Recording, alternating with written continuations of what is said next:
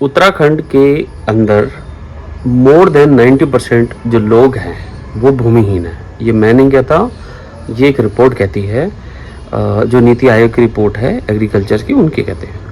और जब उत्तराखंड के अंदर लोग भूमिहीन हैं तो फिर भू कानून देने की बात वो किसको कर रहे हैं। दूसरी बात को समझते हैं, एफसीए क्या होता है। एफसीए यानी कि फॉरेस्ट कंजर्वेशन एक्ट 1980। ये क्या चीज़ है? ये वो है कि जब किसी जंगल के ऊपर नियम बनाए जाते हैं कि या कब्जा किया जाता है, जैसे हमारी भाषा में कहा जाता है, तो वो फॉरेस्ट कंजर्वेशन एक्ट 1980 लागू किया जाता है। ये पूरे भारत में लागू है, उत्तराखंड में भी लागू है, हिमाचल में भी, सारी जगह लागू है।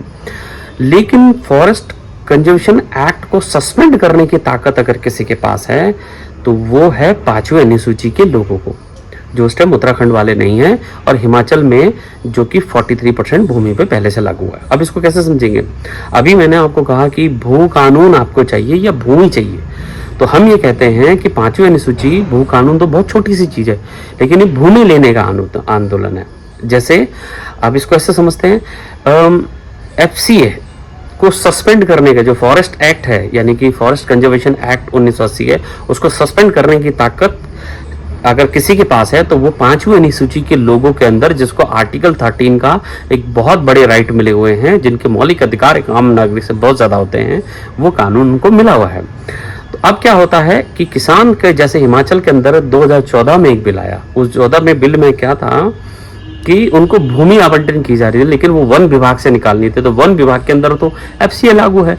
उस एफसीए को सस्पेंड किया गया 5वीं अनुसूची क्षेत्र के द्वारा, उन लोगों के द्वारा एक बिल विधानसभा में लाया गया। जैसे ही वो सस्पेंड हुआ, उसके बाद कम से कम 20,000 परिवार थे जिनको एफसीए सस्पेंड करने के बाद 5वीं अनुसूची के वो लोग थे, उनको 10 से और 20 बीघा लैंड एलोकेट की गई।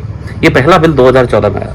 ये देखिए दूसरा बिल जब आया 2016 में आया, फिर उन्होंने वही बिल लाया, एफसीए को दोबारा सस्पेंड किया, और तीसरा बिल उनका आया अभी, जो एफसीए को सस्पेंड करने के लिए है। एफसीए को सब टेम्परेरी टाइम के लिए 5वीं अनुसूची के लोग सस्पेंड कर सकते हैं। वो क्यों करते हैं? क्योंकि उनको नाउटर लैंड या नतोड़ भूमि, यानी कि जो जंगल के अंदर जो भूमि होती है जहाँ पे पेड़ नहीं होते हैं, उन भूमि को वो लेते हैं और बागवानी के लिए परमानेंटली यूज करते हैं। ये 10 से 20 बीघा जमीन दी जाती है। इसीलिए मैं बार बार रिपीट कर रहा हूँ कि उत्तराखंड में सिर्फ भू कानून नहीं चाहिए, भूमि भी चाहिए। जब आप भूमि नहीं लेंगे, आप उत्तराखंड में घर वापसी कैसे करेंगे? ये बड़ी सटीक इन्फॉर्मेशन आपके साथ हम लोग आज शेयर कर रहे हैं।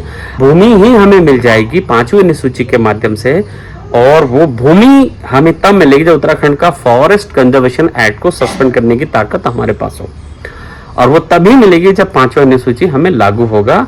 तभी है उसके बाद हमें रोजगार के साधन बहुत सारे खुलेंगे, चाहे हॉर्टिकल्चर को बढ़ावा देने की बात करने की बात है। अब इसको 2 पॉइंट से समझते हैं कि उत्तराखंड के लोगों के पास क्या जंगल पहले से थे? बिल्कुल थे। इंडियन फॉरेस्ट 1947 एक्ट लागू किया गया था, तब हमसे जंगल, नदी, पहाड़ सब छीन लिए गए थे। 1931 में कुमाऊं वन पंचायत रूल लागू किया गया, और उत्तराखंड के लोगों का वापस से जल, जमीन, जंगल पे अधिकार बढ़ गए। लेकिन दुख की बात यह है कि 1972 में भारत सरकार ने दोबारा वो हमसे वापस छीन लिए। 72 के बाद ही उत्तराखंडी लोग माइग्रेशन करना उन्होंने स्टार्ट कर दिया। और तीसरा है, जैसे ही उसके 72 के बाद एक फॉरेस्ट एक्ट, फॉरेस्ट कंजर्वेशन 1980 का जो एक्ट आया, उसने हमें पूरा ही बर्बाद कर दिया।